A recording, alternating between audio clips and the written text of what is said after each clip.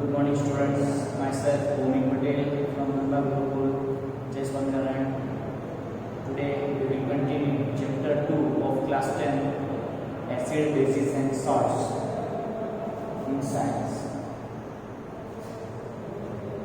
Chapter 2, Acids, Bases and Salts. In previous video, we have learned about indicators. Acids are sour in taste, bases are bitter in taste. Litmus paper की बात करें तो asset turns blue litmus paper into red, bases turns red litmus paper into blue. We have also studied synthetic indicators, ethyl orange and phenolphthalein, and also indicators like olfactory indicators, cavon, nubbing, onion and vanilla are olfactory जो smell करके using our smell sense हम उसको पहचान सकते हैं. ठीक है, okay. अब हम आगे का टॉपिक लेंगे, how do acids and bases react with metals. हमारा आगे का टॉपिक,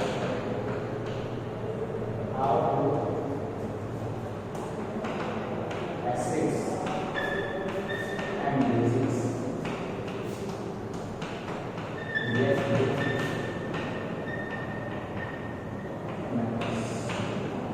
ठीक है. तो एसिड एंड बेसिस मेटल के साथ रिएक्शन करके आपको एक चीज याद रखनी है कि मैं आपको टेस्टिंग गैस जनरेट करते हैं. अगर आपको हाइड्रोजन गैस जनरेट करनी हो तब एसिड एंड बेस की रिएक्शन मेटल के साथ करवाओ. ठीक है, तो H2 गैस जनरेट होता है ना. सब हर एक मेटल में या हर एक एसिड में पॉसिबल नहीं है, बट जो जिंक है, कॉपर है, वो सब मेटल्स का इस्तेमाल करके आप H2 गैस जनरेट कर सकते हो. ठीक, बट अब एक्टिविटी देख के हम पता लगाएंगे कि अंदर क्या है, बट लास्ट में हाइड्रोजन गैस जनरेट होता है, वो आपको याद रखना है. ठीक है, मैंने अभी पहले आपको बता दिया. तो देखते हैं एक्टिविटी में क्या है. Activity 3.3, set the apparatus as shown in figure. ये फिगर में apparatus दिखाया है. ये स्टैंड है, उसके ऊपर एक टेस्ट ट्यूब लगाया है, यहाँ पे कॉर्क है, बूच, उसके ऊपर से डाउनवर्ड साइड टेस्ट ट्यूब है, और यहाँ पे सोप सॉल्यूशन है. बराबर, मतलब साबुन वाला पानी है. यहाँ पे अंदर क्या डालना है वो भी बताएंगे.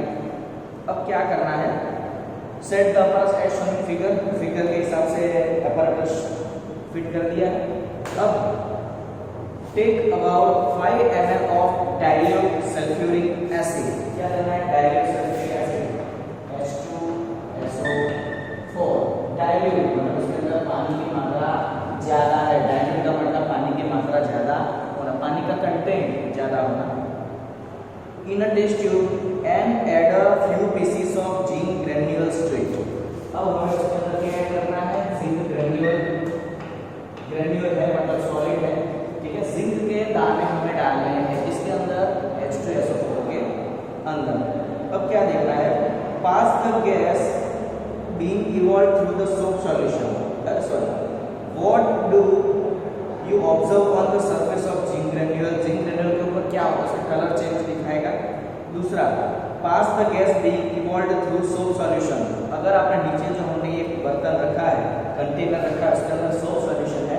ये सोप सॉल्यूशन में से जैसे ही गैस पास होगा वो बबल्स, क्योंकि हाइड्रोजन गैस सॉल्युबल नहीं है सोप सॉल्यूशन के अंदर, वाटर के अंदर, इसलिए बबल्स, वो गैस के बबल्स बाहर निकलेंगे. जैसे ही बाहर निकलते हैं वहां पे हमें एक टेस्ट करना है, कैंडल. यहाँ पे लिखा है Why are bubbles formed in the soap solution. Bubbles कब बनते हैं, जब एयर वाटर के जो मॉलिक्यूल्स होते हैं उसके अंदर फंस जाती है, मतलब बूंदों के अंदर फंस जाती है, तब ऐसा होता है. Take a burning candle near a gas filled bubble. ये जो बबल है उसके नजदीक हमें कैंडल को लाना है, तो आपको पॉपिंग साउंड आएगा. कौन सा sound, popping sound. Popping sound जैसे पटाखे की आवाज होती है ना, वैसे पॉपिंग साउंड आपको सुनाई देगा. व्हाट डू यू ऑब्जर्व, मैंने बोला popping sound. Repeat this activity with some more acid like HCl, HNO3 and CH3COOH. आपको दूसरे एसिड्स भी आप ले सकते हो. कौन से HCl या तो HNO3 या तो CH3COOH एसिड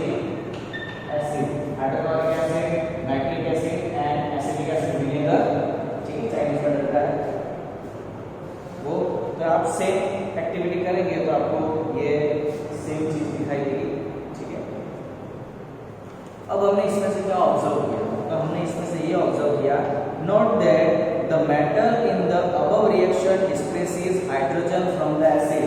मतलब ये होगा क्या कि जिंक है तो हाइड्रोजन को डिस्प्लेस कर देगा और बनेगा ZnSO4 aqueous plus H2 gas.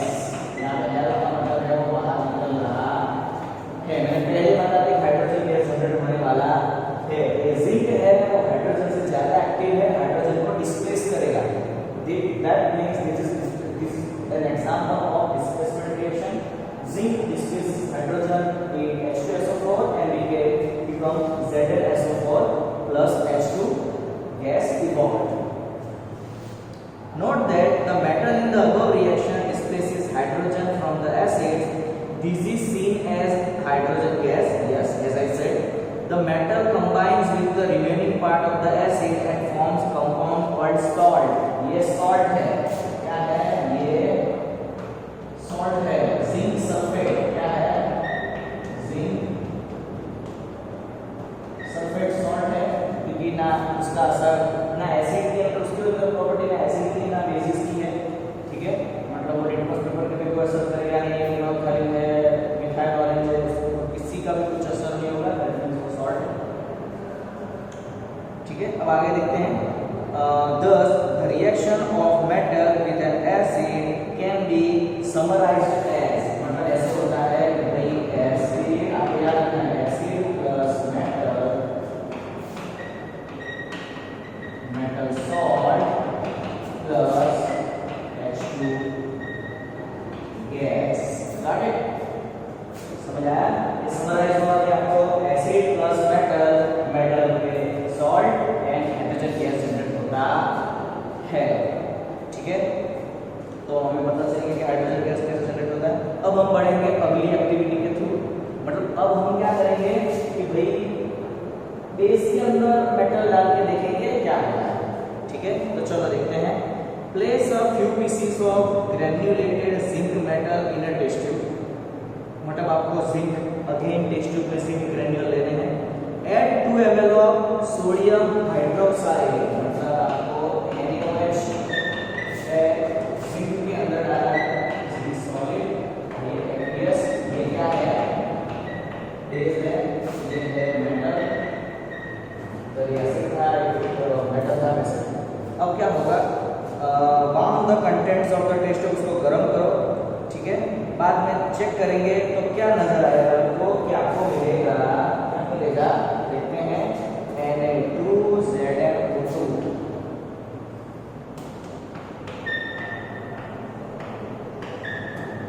Plus H2।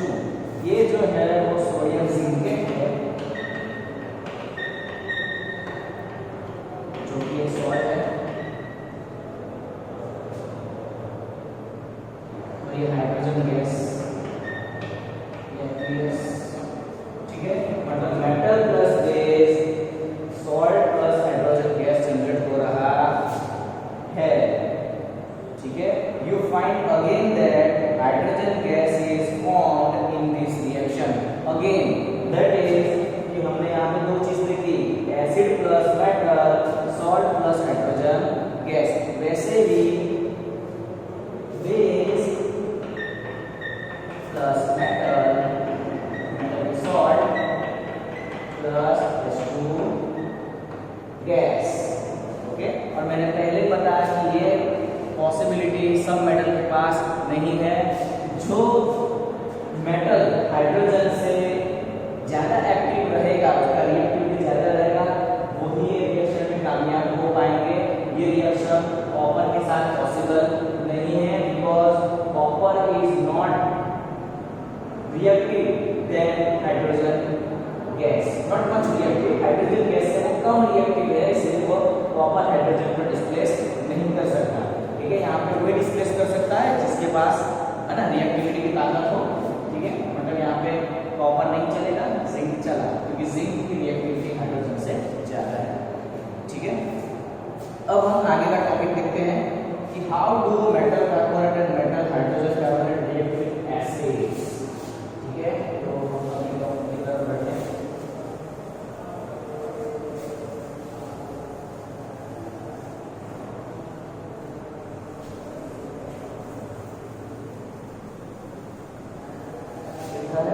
How do metal carbonates and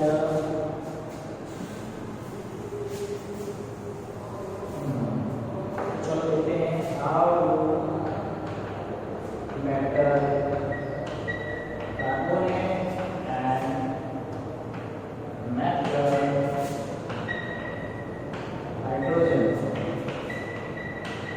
carbonate yes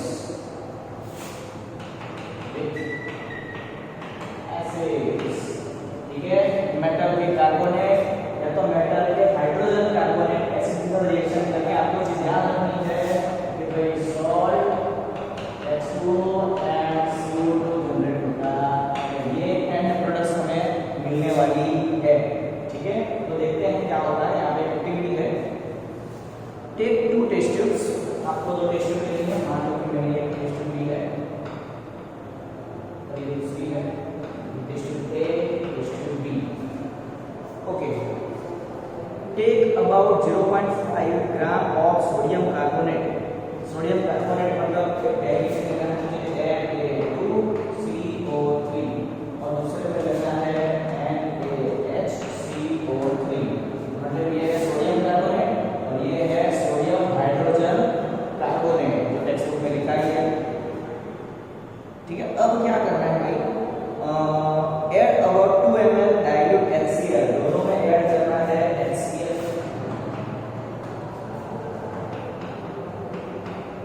dilute मतलब पानी का कंटेंट उसमें ज्यादा रहना चाहिए। ठीक है, pass each case through pass the gas produced lime water observation. Okay, यहाँ पे हमें लास्ट में बोला है कि हमें लाइम वाटर के साथ ये जो गैस निकला है उसको पास करना है। इसका रीजन ये है कि हम 6 स्टैंडर्ड में पढ़े थे कि which gas makes calcium carbonate lime water milky, तो हमारा आंसर दैट टाइम था कार्बन डाइऑक्साइड। तो मतलब यहाँ पे अगर कार्बन डाइऑक्साइड जमा हो रहा है, निकल रहा है, तो लाइम वाटर को मिल्की करेगा, तो यहाँ होता है।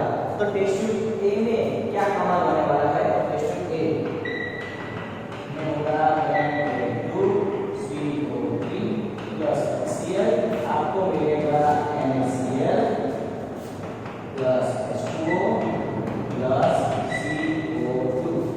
एयर तो CO2 aqueous, HCl aqueous, NaCl aqueous, H2O liquid and CO2 gas generate होने वाला है। पर यहाँ पे 2 Na है, तो यहाँ पे 2 Na करने पड़ेंगे।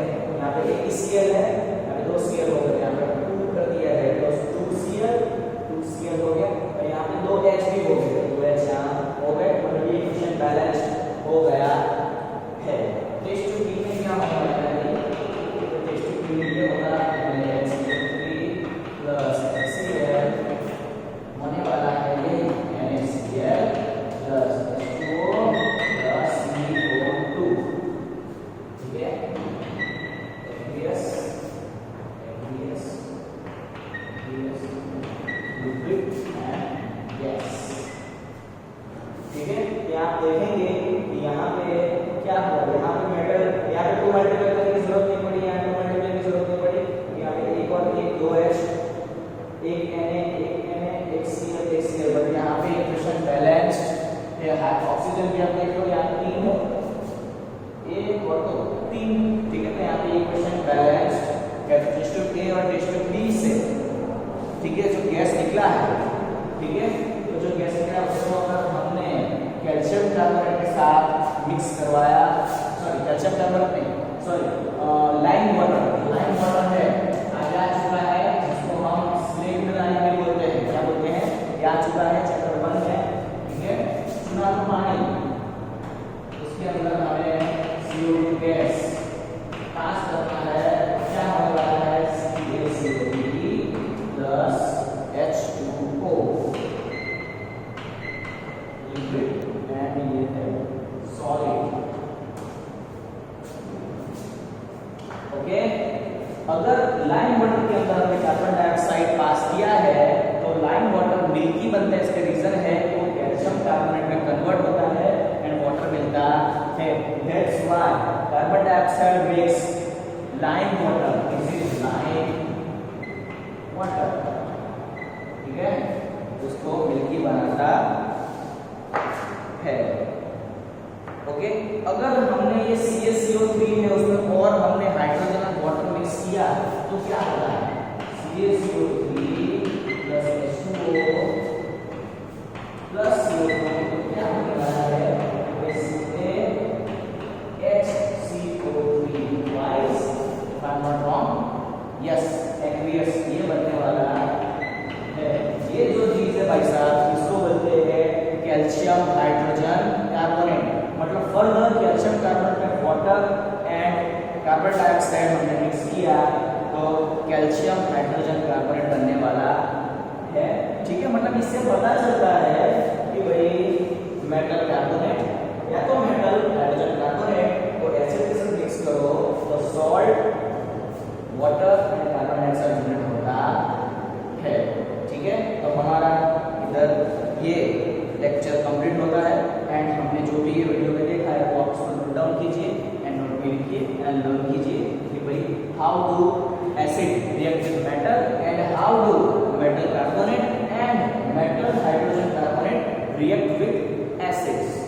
ओके, हम नेक्स्ट वीडियो में आगे प्रॉपर्टीज देखेंगे। ये वीडियो को देखिए एंड लर्न कीजिए।